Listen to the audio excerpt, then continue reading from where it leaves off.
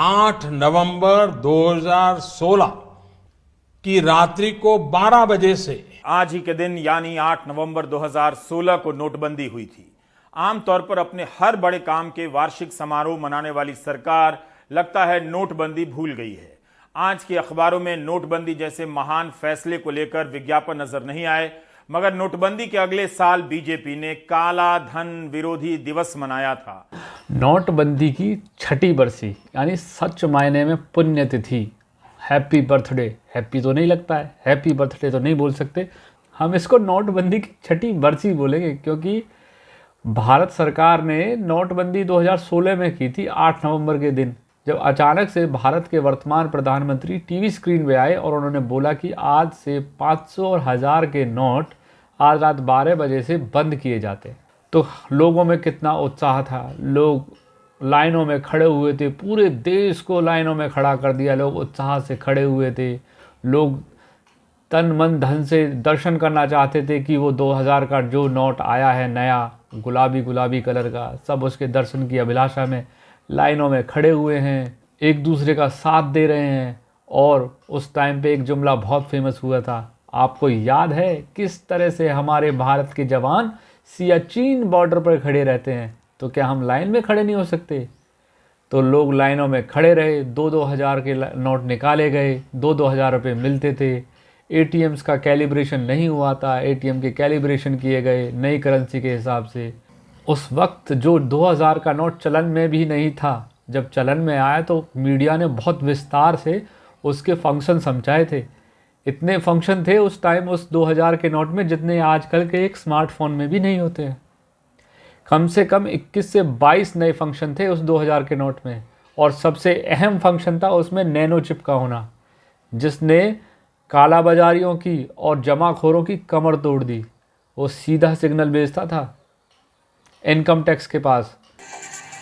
काले धन पर रोक के लिए लाए जा रहे 2000 रुपए के करेंसी नोट को बनाने के लिए state of the art nano technology का इस्तेमाल होगा। ये एक नई बात होगी। 2000 रुपए के हर एक नोट पर NGC यानी नैनो GPS चिप लगा हुआ होगा। और अब हम आपको यह भी बताएंगे कि NGC तकनीक कैसे काम करती है। NGC के काम करने के लिए किसी पावर सोर्स की जरूरत नहीं पड़ती। ये सिग्नल रिफ्लेक्टर की तरह काम करता है। जब कोई सैटेलाइट लोकेशन की जानकारी लेने के लिए सिग्नल देता है, NGC लोकेशन से इस सिग्नल को रिफ्लेक्ट कर देता है। इससे लोकेशन का सही अंदाजा मिल जाता है और सैटेलाइट को करेंसी के सीरियल नंबर की भी जानकारी मिल जाती है। यानी ऐसी करेंसी जिसमें NGC लगा होता है, उसकी लोकेशन को ट्रैक किया जा सकता है।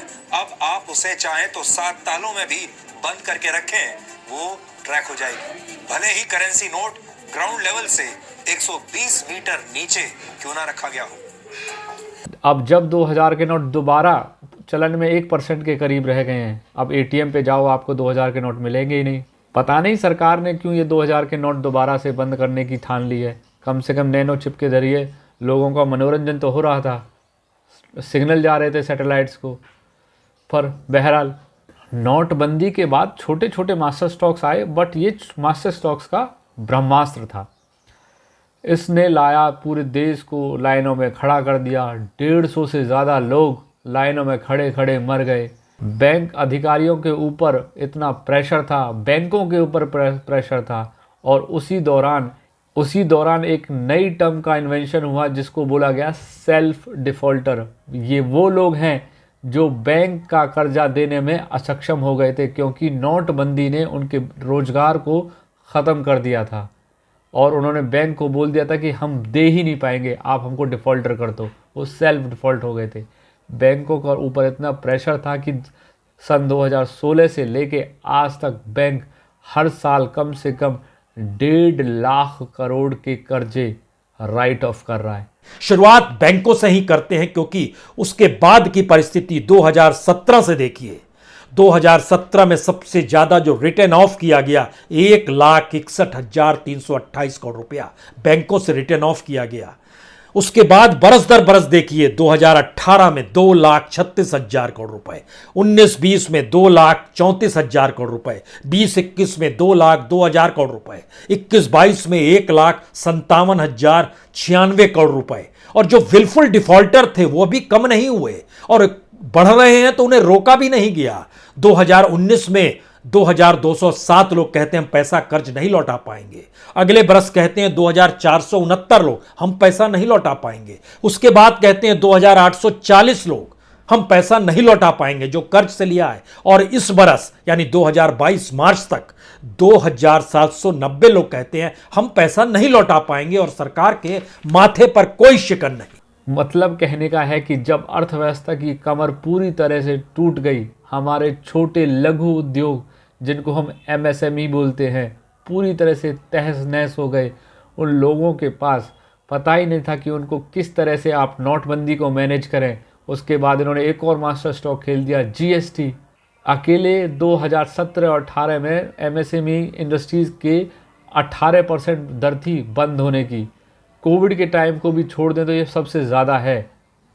कोविड के टाइम पे तो केवल 9% MSME सेक्टर को हिट मिला, पर ये 2017-18 में सबसे ज़्यादा 18% था। उसके बाद बैंकों पे इतना प्रेशर, लोगों ने उनके कर्जे वापस नहीं किए। वैसे तो ये गवर्नमेंट बहुत ही इवेंटफुल गवर्नमेंट है, हर चीज़ को ये इतने ताम झाम और जोर शोर से मनाते हैं। कुछ मीडिया लोग इनको डंकापति के नाम से भी बुलाते हैं, पर मेरी समझ में ये नहीं आता है जब नोटबंदी की बात आती है तो किस तरह ये नोटबंदी के नाम पे चुप्पी साध लेते हैं। इनको समझ में क्यों नहीं आता है। मुझे लगता है कि मोदी जी को भी समझ में आ गया कि वो एक बहुत बड़ा ब्लंडर था, डिजास्टर था, जो उन्होंने ऐसे ही रातों रात फैसला ले लिया था। आपको मोदी जी का वो वीडियो भी याद रहा होगा कि भाई और बहनों मुझे केवल 50 दिन दे दो, 50 दिन, इस 50 दिन में मैं इस देश की कायाकल्प कर दूंगा। देशवासियों की तकलीफ समझता हूं, उनकी मुसीबत समझता हूं, लेकिन ये कष्ट सिर्फ 50 दिन के लिए है। 50 दिन के बाद हम सफाई में सफल हो गए, और एक बार सफाई हो जाती है ना तो छोटा मोटा मच्छर भी नहीं आता है मेरे प्यारे भाई, है ना, छोटा मोटा मच्छर भी नहीं।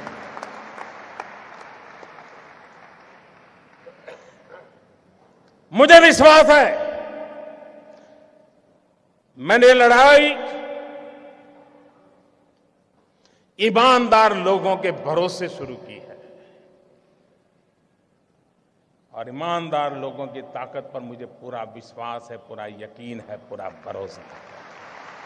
50 दिन तो बहुत कम होते हैं। आज नोटबंदी को 2000 दिन हो गए हैं, 2000 दिन से ज़्यादा हो गए हैं, और नोटबंदी का नाम भी नहीं लिया जा रहा है। ना तो देश की मीडिया इस बारे में पूछ रही है कि 2000 दिन हो गए, क्या नोटबंदी का असर रहा, क्या नोटबंदी का फल रहा। कोई इसके बारे में बात नहीं कर रहा है। सबकी ज़बानों पे ताले पड़े हुए हैं। नोटबंदी में मरा छोटा इंसान, गरीब इंसान, छोटा उद्योगपति, और किसकी किस्मत बनी, कभी बड़े उद्योगपतियों की। कभी आपने किसी बड़े उद्योगपति को सड़क पे या बैंक पे लाइन में लगते हुए देखा? क्या कभी किसी नेता को लाइन में लगते हुए देखा? वो वक्त बहुत दिलचस्प था। मैं भी इस मास्टर स्ट्रोक की तारीफ में शामिल था, और हम भी खुद लाइनों में खड़े हुए थे। सबको बताया गया, सबने बताया कि लॉन्ग रन में किस तरह से ये नोटबंदी बहुत सफल और कारगर साबित होने वाली है। An amazing thing in the long run. You need to have the longer overview. Long run में बहुत ज्यादा फायदा होने वाला है। In a long run, plenty of positives coming out of it in the long run. क्योंकि जनता बहुत जल्दी मुद्दों को भूल जाती है। जनता भूल गई कोविड के दौरान किस तरह से ऑक्सीजन की कमी से लोगों को मार दिया गया, और फिर भी पार्लियामेंट में एक सफ़ेद झूठ की तरह पेश किया गया कि हाँ, ऑक्सीजन की कमी से कोई भी मौत नहीं हुई है। किसी ने क्वेश्चन भी नहीं किया कि किस तरह, क्यों नहीं मौत हुई है। ऑक्सीजन से मौतें नहीं हुई थी, दिल्ली में लोग सड़कों पे तड़प तड़प के मर गए, पर किसी ने भी क्वेश्चन बैक नहीं किया। ना ही हमारी मीडिया का उस तरफ ध्यान है, किसी का कोई ध्यान नहीं है। बहरहाल नोटबंदी को आज 6 साल हो चुके हैं, और ना तो भारत सरकार ना हमारी मीडिया इसकी बरसी मना रही है। भारत सरकार ने चाहा था कि लोग डिजिटल होंगे, लोग नोट रखने की आदत को भूल जाएंगे, पर 2016 के मुकाबले आज नकदी का चलन 74% ज़्यादा है। इसी के साथ मैं लेता हूँ अलविदा। आप अपना बहुत ख्याल रखें। जय हिंद, वंदे मातरम।